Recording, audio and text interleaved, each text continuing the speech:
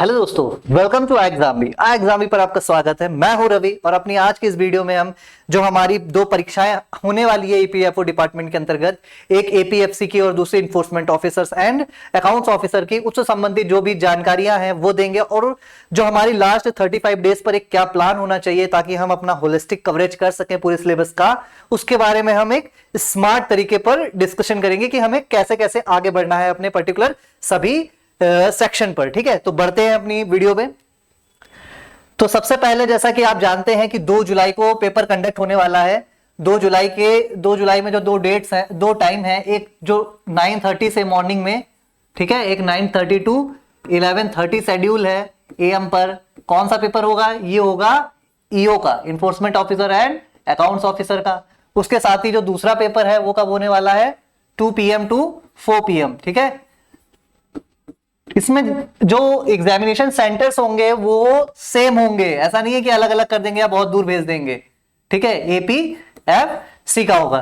ठीक है, तो ये जो हमारा पेपर है ये दो टाइमों पर अलग अलग होने वाला है। तो ये जो 35 डेज है जो कि इस टाइम बहुत ही क्रूशियल है, अगर आप काउंट करते हैं तो 5 वीक्स बन रहे हैं। हम यहां पर जनरली इसको डिस्कस करेंगे कि इस वीडियो में हमें क्या करना है और क्या नहीं करना है। ठीक है, तो बढ़ते हैं अगले।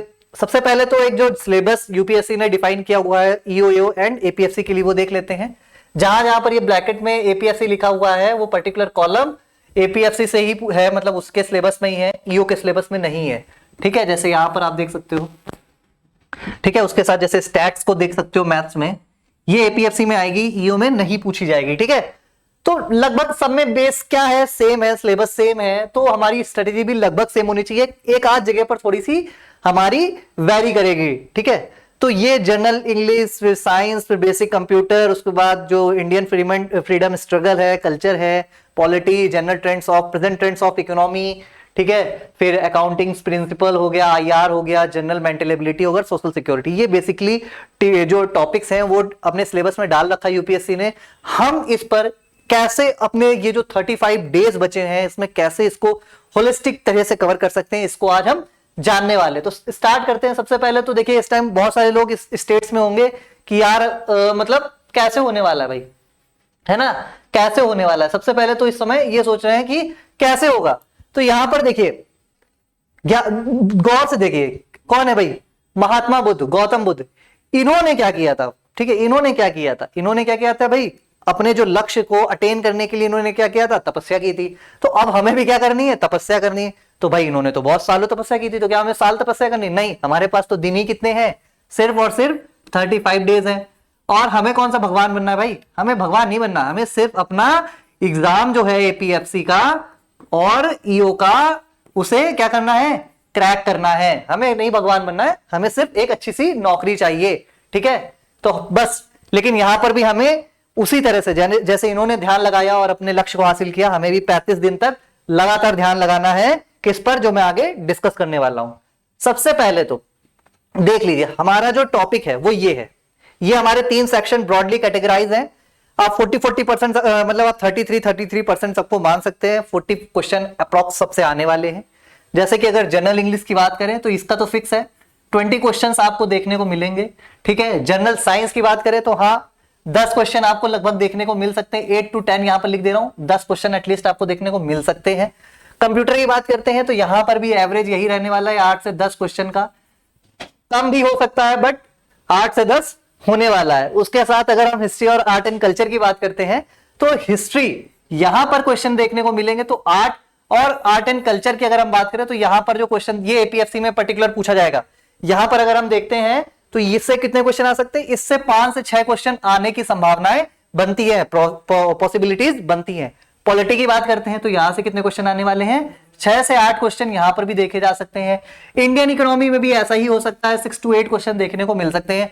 सोशल सिक्योरिटी में 8 क्वेश्चन तक देखने को मिल सकते हैं। उसके अलावा आईआर की बात करें तो 6 से 8 क्वेश्चन देखने को मिल सकते हैं।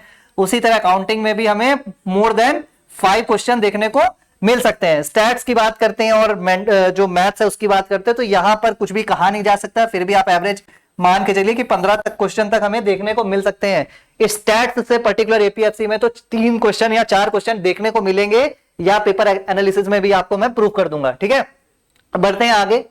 सबसे पहले बात करते हैं जनरल इंग्लिश। अब हमें यह कैसे कवर करना है? देखिए, अगर आप 35 डेज को देखते हैं, ठीक है, 5 वीक्स यानी 35 डेज, आपको 35 डेज नहीं देखना है, आपको क्या देखना है भाई, इसमें अगर मैं रोज 10 घंटे देता हूं, कितने घंटे देता हूं, 10 घंटे देता हूं, 10 आवर्स देता हूं, तो मेरे पास कितने बनते हैं, तो मेरे पास टोटल बनते हैं 350 आवर्स। ठीक है, हम यहां पर ये 350 घंटे में क्या करने वाले हैं, ये डिस्कस करेंगे कि हमें ये 350 आवर्स कैसे अचीव करना है। ये स्ट्रेटजी बेसिकली जो वर्किंग प्रोफेशनल है वो भी फॉलो कर सकते हैं, क्योंकि अब लास्ट टाइम बचा है तो आपको तो मेहनत करनी पड़ेगी। थोड़ा कम सोइए, जल्दी उठिए, सुबह रिवाइज कीजिए, शाम को अपने सारे टॉपिक्स एक एजेंडा बनाइए कि हमें कैसे कैसे बढ़ना है। जो मैं डिस्कस कर रहा हूं आप लिख भी सकते हैं। ठीक है, तो सबसे पहले जैसा कि इसमें आप देख रहे हो कि इंग्लिश हमें कैसे करनी है ना, इंग्लिश को हमें कैसे कवर करना है, कुछ नहीं करना है, बेसिक आपको क्या बनाना, पेपर डाउनलोड करने हैं किसके, एनडीए के, साथ में आप कर सकते हैं सीडीएस के। ये 2 पेपर तो प्राइमरी है, ठीक है, ये प्राइमरी है, इनको आपको डाउनलोड करना है। इसके अंदर अगर आप चाहें तो एफकेट भी डाउनलोड कर सकते हैं, और कौन सा डाउनलोड कर सकते हैं, सीएपीएफ, अगर आप चाहें तो। ये जो है ये ऑप्शनल है, आप चाहें तो डाउनलोड कर लें। लेकिन ये दोनों पेपर कितने साल के सर, 5 साल के, ठीक है, 5 ईयर। अच्छा, टोटल कितने पेपर हो गए, एक साल में दोनों जो परीक्षाएं हैं 2 बार आयोजित की जाती है, 2 बार कंडक्ट होती है, एनडीए 2 बार होता है और सीडीएस भी 2 बार होता है। तो 5 साल में टोटल पेपर जाके कितने बन जाएंगे, 2 के हिसाब से 10, और ये 2 है तो इसमें 2, यानी टोटल हमारे पास 20 पेपर्स बन रहे हैं। ठीक है, 20 पेपर्स बन रहे हैं। ठीक है, आपके पास टोटल 20 पेपर्स आ जाएंगे। अब इन 20 पेपर्स में इंग्लिश वाला पोर्शन आपको छांट लेना है। सीडीएस में तो डायरेक्ट आपको एक पेपर मिल जाएगा, यानी 10 पेपर सीडीएस के मिल जाएंगे, और एनडीए में जीएस वाले के साथ आता है तो वो आप निकाल लोगे, तो आपके पास 20 पेपर्स टोटल आ जाएंगे। वहां से आपको करना क्या है, वहां से जितने भी सिनोनियम्स है, ठीक है, वो हो गई, एंटोनियम्स हो गए, ठीक है, फ्रेज हो गई, उसके अलावा जो कॉम्प्रिहेंशन, वैसे तो नहीं पूछा जा सकता है, नहीं पूछा जाना चाहिए, बट अगर पूछ ले तो आपको एक आइडिया मिल जाएगा कैसे हम कॉम्प्रिहेंशन को वहां पर सॉल्व करेंगे।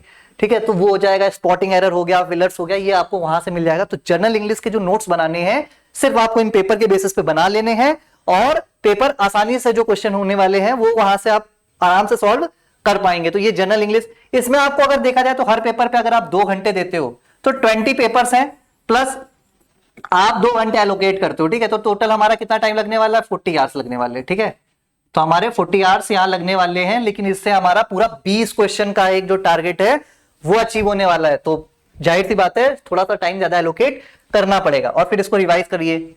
तो ये 20 घंटे में आप इतना कर लेंगे। ठीक, 40 घंटे में इतना हो गया, तो 40 आवर्स में इंग्लिश खत्म।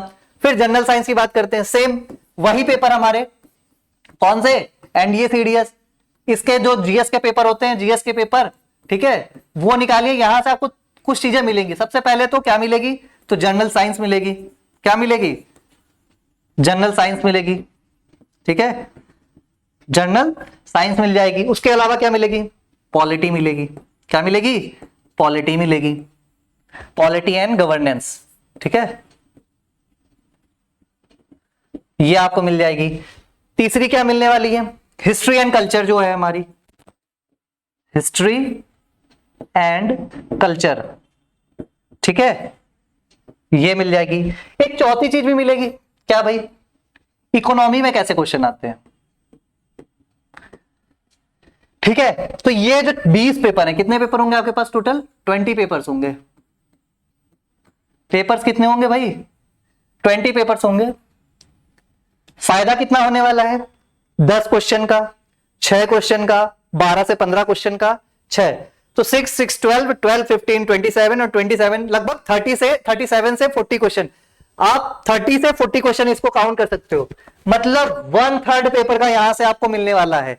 अब इस 1/3 के लिए आपको क्या लगता है कितना टाइम दिया जाना चाहिए, इस 1/3 के लिए एटलीस्ट हमें वापस से इन दोनों पेपरों पे हमें कम से कम 2 आवर्स पर पेपर देना पड़ेगा। ठीक है, यानी टोटल कितने आवर्स होने, 40 आवर्स। यहां पर भी हमें कितना एलोकेट करना है, 40 आवर्स एलोकेट करना है, और हमारे ये 4 सेक्शन इजीली कवर होने वाले हैं। ठीक है, अब ये कैसे आपको देखना, देखिए जब आप पेपर लगा रहे होगे तो आप बार बार पेपर को पढ़ोगे, एक बार इंग्लिश के लिए पढ़ोगे, एक बार साइंस के लिए पढ़ोगे, एक बार पॉलिटी के लिए, एक बार हिस्ट्री के लिए, एक बार इकोनॉमी के लिए, तो बार बार क्वेश्चन आपके सामने से गुजर रहे होंगे। इसमें क्या होगा कि आपको एक ट्रेंड समझ में आएगा कि यूपीएससी बेसिकली ऐसे, हिस्ट्री तो बहुत बड़ी है, कल्चर भी बहुत बड़ा है भाई, एंशिएंट से स्टार्ट होता है और मीडियम मॉडर्न तक चल रहा है, तो बहुत बड़ा पोर्शन है, लेकिन हमें कहां से क्वेश्चन आ रहा है वो पढ़ना है। तो वो चीज समझ में आएगी। तो फिर आपको क्या करना है, फिर बेसिकली आपको कोई भी एक पतली सी बुक उठानी है, आप हमारे कोर्स के अंदर जो पीडीएफ पढ़ी है उनको भी देख सकते हैं, और उसमें से जो सिलेक्टेड पोर्शन है आपको सिर्फ उतना पढ़ना है और बार बार उसको रिवाइज करना है, और इसी से आपका पेपर हो जाएगा। तो जनरल साइंस का आप समझ गए, ठीक है। जनरल साइंस में बेसिकली मैं यहां पर लिख भी देता हूं आपको जो फोकस करने वाला एरिया है। एक तो जो बेसिक साइंस होती है, ठीक है, सेल क्या है, ठीक है, जो यूकैरियोटिक और प्रोकैरियोटिक सेल्स है उसका क्या डिफरेंस है वो पढ़ना है, डीएनए आरएनए ये तो पढ़ना ही है, ठीक है। उसके अलावा आपको जो बेसिक बायोटेक्नोलॉजी है, ठीक है, बेसिक बायोटेक जो हो गया ये, उसके अलावा नैनोटेक, ठीक है, नैनोटेक, ये आपको बेसिकली पढ़ना है करंट अफेयर से। जो करंट अफेयर वाला सेक्शन है वो मैंने अलग से मेंशन नहीं किया, पर मैं यहां लिख दे रहा हूं, ये आपको पढ़ना है करंट अफेयर से। करंट अफेयर में कोई भी ऐसी चीज जो चर्चा में रही है और उसका साइंस से लेना देना है आपको जरूर पढ़ के जानी है, पेपर में डायरेक्टली पूछा जाएगा कॉन्ट्रास्ट वे में, ठीक है। तो ये चीज आपको ध्यान रखनी है।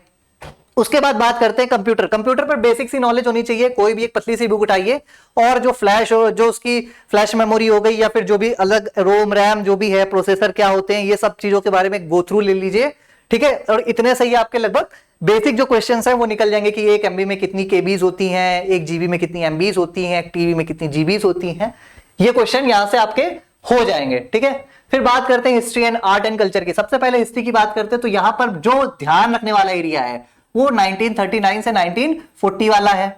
उसके बाद क्या ध्यान रखना है, उसके बाद आपको ध्यान रखना है रिवोल्यूशनरी जो एक्टिविटीज थी, ठीक है, रिवोल्यूशनरी जो एक्टिविटीज थी वो ध्यान रखनी है आपको, वहां से डायरेक्टली क्वेश्चन मिल सकता है। उसके अलावा आपको क्या ध्यान रखना है भाई, स्वदेशी मूवमेंट। कौन सी मूवमेंट, स्वदेशी मूवमेंट, ठीक है, वो आपको ध्यान रखना पड़ सकता है। उसके अलावा नॉन कोऑपरेटिव मूवमेंट ध्यान रखनी है आपको, सीडीएम ध्यान रखना है, सिविल डिसोबीडिएंट मूवमेंट, ठीक है। और उसके बाद करो या मरो, ठीक है, क्विट इंडिया मूवमेंट। कौन सी मूवमेंट, वो तो हालांकि 1939 वाले एरिया में आ जाएगा। ये सबसे जो है आपको इंपॉर्टेंट है। उसके अलावा क्या ध्यान रखना है, सोशियो एंड रिलीजियस रिफॉर्म जो थे, सोशियो एंड रिलीजियस रिफॉर्म आपको ध्यान रखने हैं, ठीक है। सोशियो एंड रिलीजियस रिफॉर्म आपको पढ़ के जाना है, ठीक है, कम से कम 2 से 3 बार। उसके अलावा क्या करना है आपको, उसके अलावा क्या करना है भाई, उसके अलावा आपको पढ़ना है, एक तो ये हो गया। उसके बाद जो इंस्टीट्यूशन थे जो स्टैब्लिश किए गए थे बिफोर कांग्रेस इंस्टीट्यूशन, ठीक है, वो आपको पढ़ के जाने हैं। उसके अलावा क्या है, बुक्स एंड ऑथर्स, ठीक है, बुक्स एंड ऑथर्स कि जो डॉक्टर अंबेडकर ने जो बुकें लिखी हैं उन पर जरूर ध्यान रखिएगा। डॉक्टर राजेंद्र प्रसाद हो गए, महात्मा गांधी जी हो गए, ठीक है, पंडित जवाहरलाल नेहरू हो गए, इन्होंने जो भी बुक्स लिखी है ये बुक्स थोड़ी सी आपको एक पेज पर लिख लीजिएगा, 1 से 2 पेज बनेंगे और उसको 2 से 3 बार रिवाइज करना है। इतना करने पर आपको टोटल टाइम लगने वाला है 15 घंटे, ठीक है। अलग से जब आप करोगे पेपर के बाद तो ये 15 घंटे आपको एक्स्ट्रा लगने वाले हैं, और इस 15 घंटों में आपका जो हिस्ट्री वाला पोर्शन है वो क्लियर हो जाएगा, ठीक है। इसके साथ ही अगर हम बात करते हैं कि इसके साथ अगर हम बात करते हैं कल्चर की, तो कल्चर में क्या करना है, बेसिकली जो टेम्पल आर्किटेक्चर है, टेम्पल आर्किटेक्चर जो है ये ध्यान रखना है, और इसकी लोकेशन, ठीक है, और इसकी लोकेशन ये ध्यान रखनी है, ठीक है।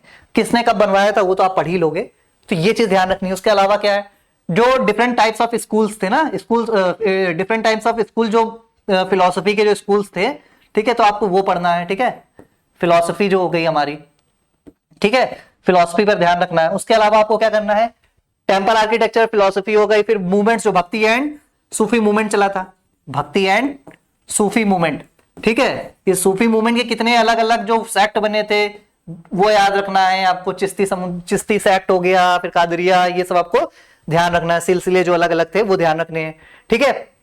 तो ये हो गया आपका। उसके अलावा लिटरेचर और डांसेस, ठीक है, लिटरेचर और डांसेस आप थोड़ा सा इसको लिस्ट प्रायोरिटी पे भी लिख सकते हो, लिटरेचर एंड डांसेस। डांसेस में जो क्लासिकल डांस और जो फोक डांस है वो दोनों इंक्लूड रहेंगे, और ये करने में आपको जो मेरे हिसाब से टाइम लगना चाहिए वो 9 to 10 आवर्स में हो जाएगा, ठीक है, इससे ज्यादा समय नहीं लगेगा यार, इजी है। बस आपको किसी पतली सी बुक से पढ़ना है, बहुत ज्यादा मोटी मोटी बुक्स जो आती है मार्केट में उनको मत पढ़ने जाइएगा, वरना आपको लगेगा यार मैंने किया तो कुछ नहीं है, पढ़ना बहुत सारा है, फिर आप क्या डिमोटिवेट सा फील करोगे, ठीक है। तो इतना करना है। उसके अलावा पॉलिटी में सबसे पहले तो ध्यान रखना पार्लियामेंट, ठीक है, ये तो पढ़ना ही पढ़ना है। पार्लियामेंट क्या है, पार्लियामेंट में प्रोसेस क्या है, उसके बाद ये सब, प्रेसिडेंट इसी के अंदर आ जाएगा, ठीक है। उसके अलावा आपको क्या पढ़ना है, जो अमेंडमेंट्स है, ठीक है, अमेंडमेंट्स, ठीक है। इसके अलावा क्या पढ़ना है भाई, इसके अलावा जो कॉन्स्टिट्यूशनल बॉडीज है ना, कॉन्स्टिट्यूशनल जो बॉडीज हैं वो पढ़नी है आपको। इसके अलावा क्या पढ़ना है, इसके अलावा जो सबसे इंपॉर्टेंट, इसको आप 5 स्टार मार्क कर सकते हैं, और वो है फंडामेंटल राइट्स एंड डीपीएसपी, ठीक है। और इसके साथ ही क्या, फंडामेंटल ड्यूटीज, ये वाला पोर्शन आपको बहुत अच्छे से पढ़ के जाना है, ठीक है। तो इतना करने में आपको कितना टाइम लगने वाला है भाई, इतना करने में आपको 10 आवर्स लग जाएंगे, ठीक है। अगर आप डेडिकेट होकर करते हैं किसी भी बुक से तो 10 घंटे में आपके इतने पोर्शंस कवर हो सकते हैं। कॉन्स्टिट्यूशनल बॉडीज में supreme court, high court, CAG हो गया, इलेक्शन कमीशन ऑफ इंडिया हो गया, फाइनेंस कमीशन हो गया, ठीक है, ये चीजें आपको पढ़नी है, ठीक है। तो बढ़ते हैं आगे। इकोनॉमी, देखिए इकोनॉमी ना सबसे, यहां पर इकोनॉमी सबसे जो है लोगों को सबसे प्रॉब्लम वाला लगता है कि इकोनॉमी में यार कितना पढ़ना है, सीएससी के नोट्स उठाकर पढ़ने बैठ जाएंगे। भैया उतना नहीं पूछा जाएगा, इतना करना भी नहीं। सबसे पहले तो बजट जो आया हुआ है उसको तो फॉलो करेंगे ही, ठीक है। बजट 23, इकोनॉमिक सर्वे 2022, है ना।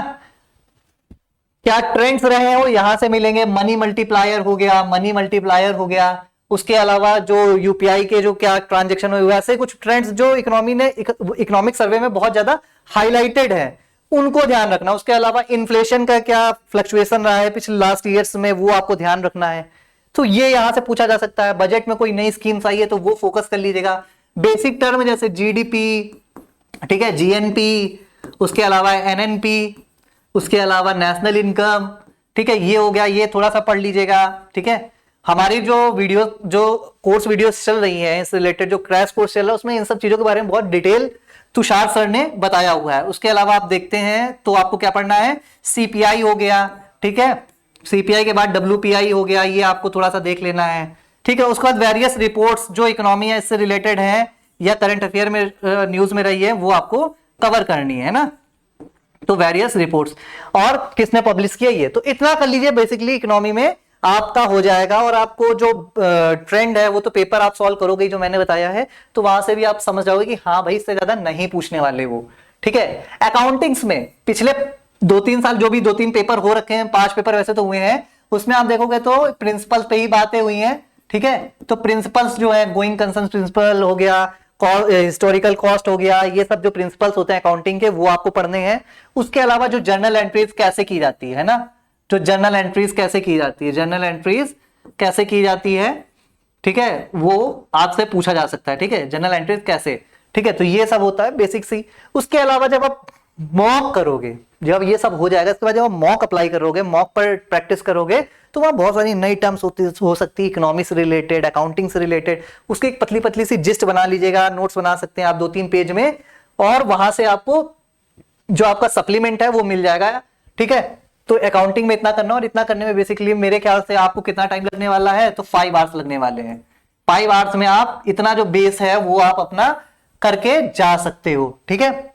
बढ़ते अगली वीडियो पे, अगले पॉइंट पे, जैसे आईआर और एलएल। सबसे पहले तो ट्रेड यूनियन एक्ट, ये तो पूछ भाई, इससे पिछले 5 पेपरों में 15 से 20 क्वेश्चन आ चुके हैं, ठीक है।